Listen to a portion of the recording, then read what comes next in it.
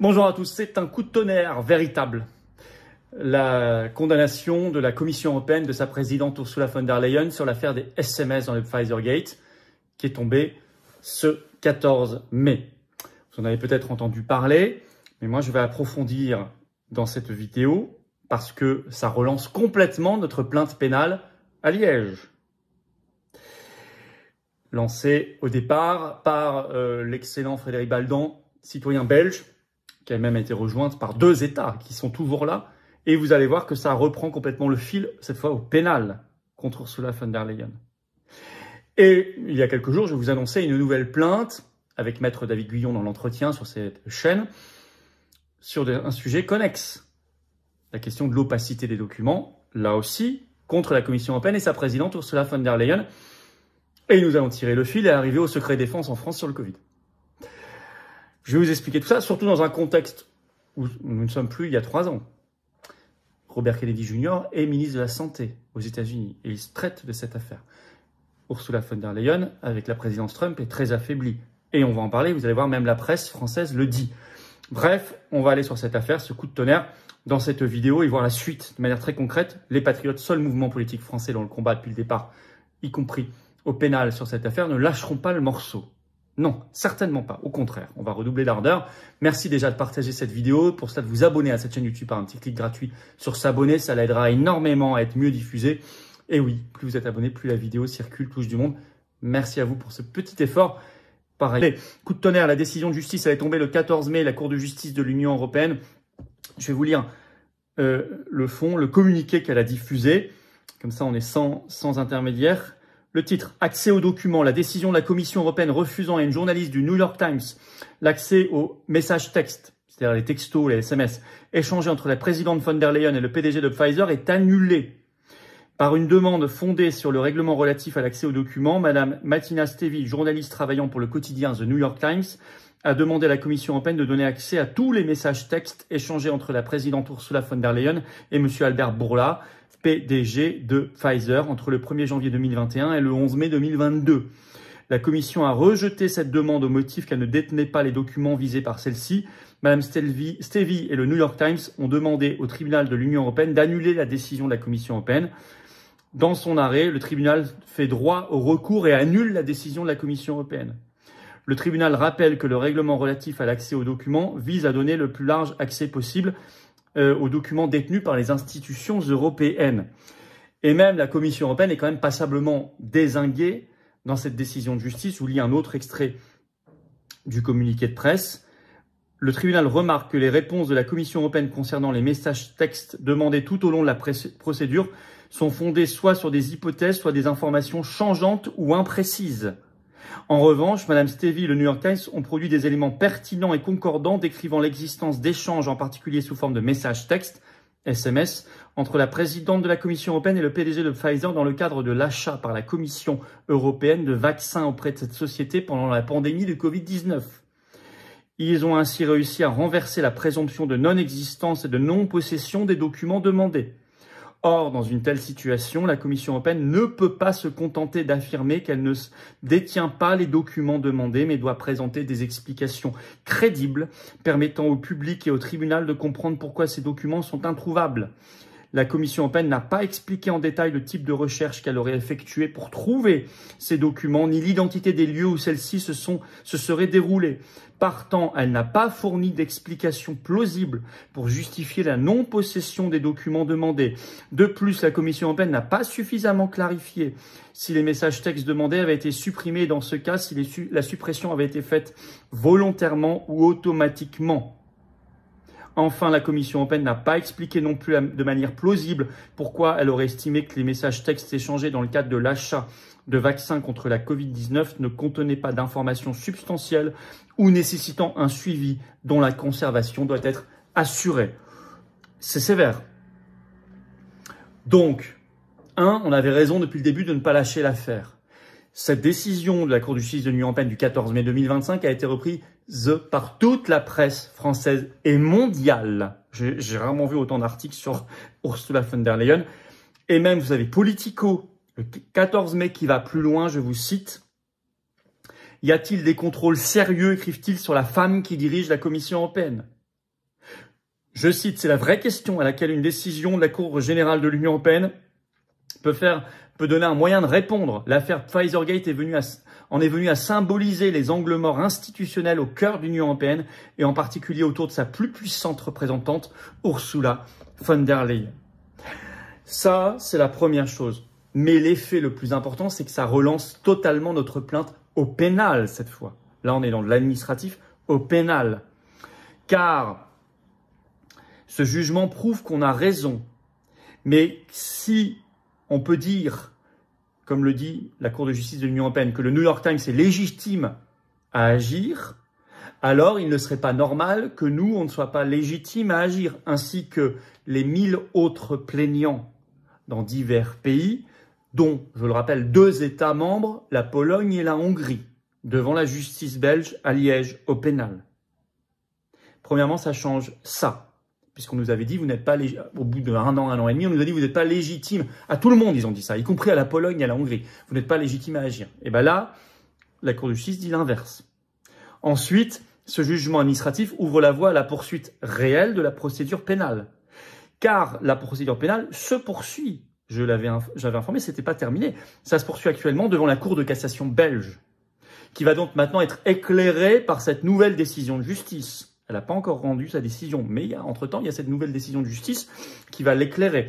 Et je rappelle qu'il y a en plus une plainte en cours à l'encontre de la chef du parquet européen, la Roumaine, Madame Kövesi, qui est censée enquêter sur cette affaire depuis fin 2022 et qui avait dit n'avoir aucun suspect là-dedans. Donc, il y avait cette plainte relative, donc parallèle à notre dossier de plainte pénale contre Ursula von der Leyen sur les SMS. C'est pour ça qu'aujourd'hui dire on va saisir le parquet européen, c'est complètement délirant. Le parquet européen, il a été saisi depuis 3 ans, ça ne sert à rien tout ça. Nous, on en est au stade de bien plus loin, de dire on a porté plainte contre ce parquet européen parce qu'il ne mène manifestement pas l'enquête. Donc nous disons, ce parquet européen normalement doit agir et surtout la justice belge qui doit reprendre l'affaire. Et peut-être c'est ce qu'ordonnera la Cour de cassation belge qui est donc saisie, comme je viens de vous dire, et qui est maintenant éclairée dans sa décision par cette nouvelle décision de la Cour de justice de l'Union européenne. Je rappelle que notre plainte au pénal, et nous les Patriotes, nous sommes le seul mouvement politique français à l'avoir fait, c'est une plainte pour destruction de documents publics et corruption. Or, la Cour de justice de l'Union européenne vient de nous dire, oui, il y a eu une grosse erreur inadmissible sur la destruction de documents publics et la non-transmission. Donc c'est un puissant carburant pour notre plainte au pénal. Par ailleurs, ça prouve qu'on a eu raison de ne pas lâcher l'affaire. Vous savez, il y a quelques jours, pour la fête de l'Europe, la fête de l'Union européenne, on était donc le 9 mai dernier, devant le siège parisien de la Commission européenne, j'ai partagé la vidéo, je vous en avais parlé dans notre dernier direct vendredi dernier, puisqu'on est en direct sur cette chaîne tous les vendredis à 19 h, soyez là au prochain, le 16 mai. Et je vous avais dit, on a fait une opération avec les Ursula en prison, hein, c'était bien vu quand même. Et derrière, si vous avez vu la vidéo, on avait remis Pfizergate, où sont les SMS. Donc on n'a pas lâché l'affaire, et ça sous les yeux de la Commission européenne à Paris. Comme on n'a pas lâché l'affaire jamais sur les réseaux sociaux, ni dans les médias quand c'est possible d'y aller et d'en parler, ni par différentes actions coup de poing, ni par nos manifestations sur le Frexit, où on reparle de cette affaire. Vous savez, la justice n'est pas hors sol. Elle capte ce qu'il y a dans la société. Vous avez le travail de tous les autres plaignants. Je vous en ai parlé du citoyen belge Frédéric Baldan qui a lancé l'affaire devant le juge belge. Bravo à lui. De l'excellente avocate qui est très impliquée avec certaines associations ou les navigants libres, maître Diane Prota, excellente. Vous voyez, les patriotes qui n'ont pas lâché l'affaire, qui sont là, qui ont représenté cette politique française absente des tribunaux par ailleurs. Eh bien, ça paye tout ça. D'autant plus que, je vous ai expliqué il y a quelques jours, notre nouvelle plainte, cette fois avec Maître David Guyon, avocat. On a fait un entretien sur cette chaîne. Allez le voir si vous ne l'avez pas encore vu. On parle de ça justement dans toute la première partie de l'entretien. Contre une décision de la Commission européenne gravissime qui date du 4 décembre 2024, donc qui a été prise lors de l'installation de la nouvelle commission Ursula von der Leyen, donc son 2e mandat, qui pose un nouveau principe de non-divulgation des documents de l'Union européenne. Donc un principe d'opacité. Et on attaque en justice comme l'ont fait quelques autres plaignants déjà dans d'autres pays, mais pas encore en France. Mais ça y est, nous en France, grâce à nous, grâce aux patriotes, c'est fait. On attaque cette décision. Et on a de fortes chances de gagner. Parce que cette décision n'est pas conforme aux propres règles que se fixe l'Union européenne. Ils ne respectent même pas leurs propres règles. Donc vous voyez, maintenant, le système Ursula von der Leyen est complètement encerclé. On attaque tous azimuts. Mais c'est comme ça que ça marche. Alors on avance, d'autant que Ursula von der Leyen évolue dans un contexte d'affaiblissement personnel. Alors l'article de la Tribune du 14 mai le signale, je cite, je vais vous citer un extrait. Le titre, Pfizergate, un revers cinglant pour Ursula von der Leyen. Écoutez bien, la justice européenne a tranché le 14 mai. La Commission n'a pas su justifier son refus de publier les SMS entre Ursula von der Leyen et le PDG de Pfizer. On en parlait. Je rappelle que c'est un contrat de 35 milliards de dollars quand même. Hein. Et on parle d'injection 900 millions de doses. Hein, avec toutes les conséquences derrière, les effets secondaires, les victimes. N'oublions pas tout ce qu'il y a derrière, hein, tout ce qui en découle. Et je cite toujours la Tribune, un scandale qui fragilise un peu plus la présidente de la puissante Commission européenne en ce début de second mandat. Pourquoi ils mettent que ça la fragilise un peu plus? Pourquoi elle est déjà fragile? Mais parce qu'elle est terriblement fragile. Parce que Trump, l'administration américaine en place depuis le 20 janvier dernier, comme vous le savez, ne la reconnaît pas. Parce que elle est déjà poursuivie en Allemagne sur des faits très similaires, ce qui a été rappelé par la dépêche AFP ce jour, enfin ce 14 mai, donc hier. Parce que Ursula von der Leyen est aussi très affaiblie, n'ayant pas de contact avec d'autres puissances débrisses comme la Russie. Bref, on évolue dans un contexte. Et ça, c'est très positif. Donc, bien sûr, le but, c'est Ursula dehors, nous le disons, mais c'est plus général que ça. Il ne s'agit pas de remplacer Ursula par M. Dupont derrière qui fera la même chose. Le but, c'est de faire s'effondrer ce système européen mafieux. Et ça s'appelle comment? Ça s'appelle sortir de l'Union européenne par le Frexit. Deuxièmement, on va tirer le fil, puisque la justice dit que c'est inadmissible de ne pas montrer des SMS. Imaginez ce qu'on doit penser du secret défense en France sur les conseils de défense sanitaire pendant le Covid, puisqu'en France, ils ont tous été couverts, et ils le sont toujours par le secret défense. Ça donne pas envie à des parlementaires français de se battre pour faire lever ce secret défense? Ça donne pas envie à des députés, je sais pas, LFI, RN, PS, Verts, PCF, je sais pas, LR, j'en sais rien, ça leur donne pas envie de se battre un peu? Parce que eux peuvent le faire. En faisant pression sur le Premier ministre, qui peut lever ce secret défense. Non, ils n'ont pas envie de bouger un peu? Les eurodéputés, là, de tous ces partis-là, qui ne font rien? Bah, moi, ça me donne envie de faire pression encore plus sur eux. Voilà, donc nous avons cette nouvelle plainte. Nous reprenons notre plainte au pénal qui va être renforcée. Et nos actions, par ailleurs, de sensibilisation sur les députés, mais aussi les manifs, les opérations coup de poing et tout le reste. Eh oui, voilà, bah, je pense que tout ça est de bon augure. On se bat. Rien n'est fait. Attention, je ne suis pas naïf du tout, hein. Mais on se bat, il faut savoir prendre les victoires là où elles sont aussi. Et les patriotes ne lâcheront pas, ils prennent toujours leurs responsabilités.